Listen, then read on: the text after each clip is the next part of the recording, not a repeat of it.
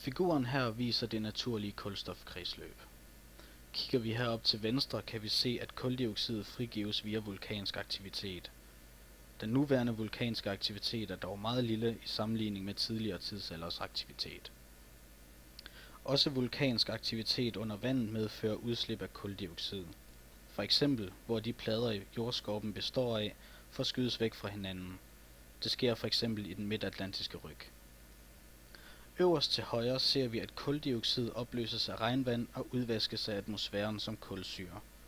Kulsyren reagerer med jordskorpens mineraler, først og fremmest calciumsilikat, som stammer fra vulkanske bjergarter som basalt og granit. Ved reaktionen med kulsyre dannes der calciumbikarbonat og kiselsyre. Nedbrydningen af klippemateriale og dermed også bindingen af kuldioxid fremmes betydeligt, når der er levende organismer som planter og bakterier til stede. Her i midten ser vi, at mikroskopiske havalger, plankton, optager kuldioxid, som de bruger i deres stofskifte. De medvirker derved til at pumpe kuldioxid fra luften ned i havets overfladelag. En del af den kulsyre, algerne optager om dagen, frigøres igen om natten. Atmosfærens kuldioxid og den kuldioxid, der er opløst i havvandet, er normalt, det vil sige før mennesket greb ind, i balance. Der vil dog hele tiden ske en udveksling, i det kuldioxid opløses i koldt havvand og frigives igen, når overfladelaget opvarmes.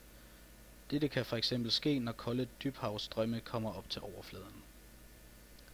Calciumbikarbonat og kiselsyre opløses af regnvand og føres med grundvandet ud i havet. Her bruger mikroskopiske organismer som kiselalger og kalkflagellater de opløste mineralsalte til at danne skaller. Døde kiselalger og kalkflagellater synker ned mod oceanens bund. En del af den opløses undervejs, men nogle når bunden og har i løbet af millioner af år dannet kalkstensaflejringer på havbunden. Jordens overflade består af plader, som i løbet af millioner af år bevæger sig i forhold til hinanden. Når en oceanisk plade kolliderer med en kontinentalplade, bliver kalkstenen skubbet ned i jorden.